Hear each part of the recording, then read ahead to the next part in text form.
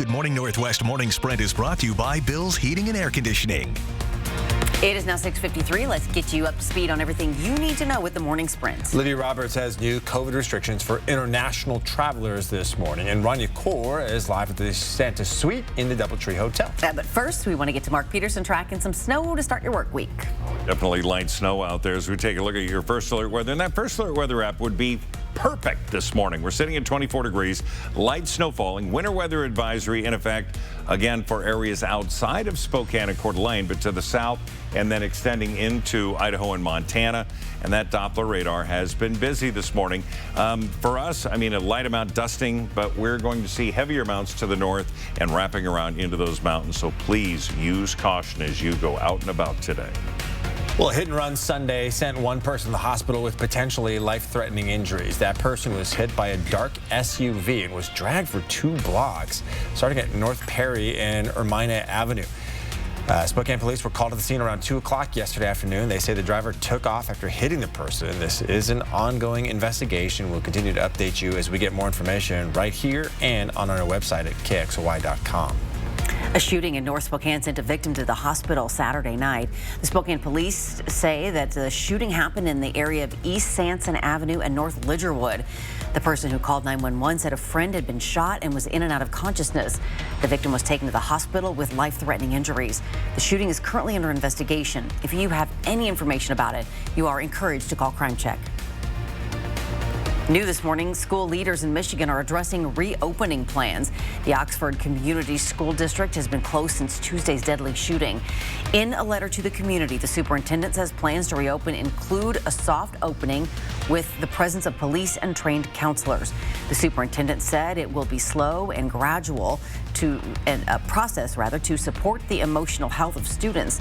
The shooter, Ethan Crumley, has pleaded not guilty to murder charges. His parents are now in custody and also face charges related to the shooting.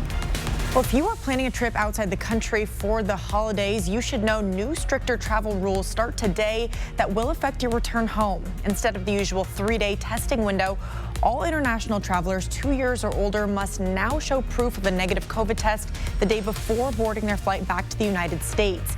Up until now, only unvaccinated travelers had to take a test no more than 1 day before travel. But the new rule applies to everyone, regardless of vaccination status.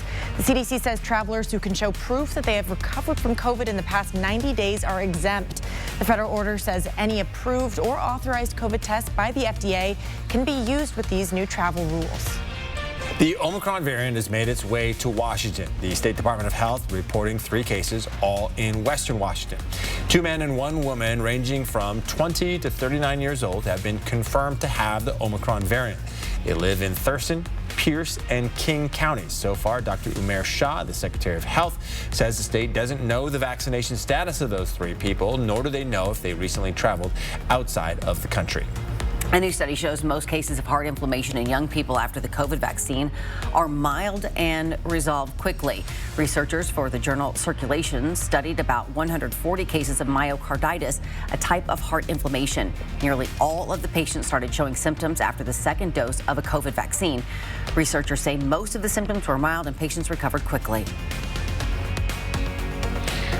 We've been here inside the Santa Suite at the Doubletree Hotel all this morning. It's a Christmas-themed presidential suite ready to put you guys in the festive spirit.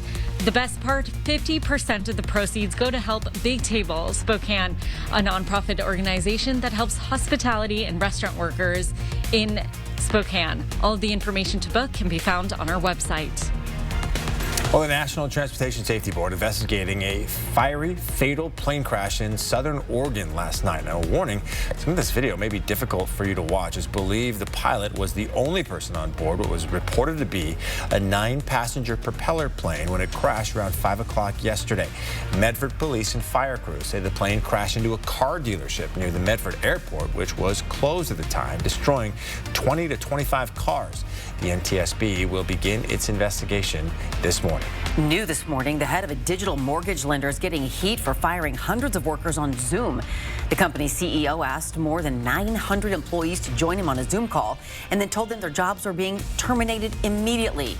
The call lasted less than 3 minutes and comes less than 4 weeks before Christmas. 9% of the company's workforce was laid off, including the company's entire diversity, equity, and inclusion recruiting team.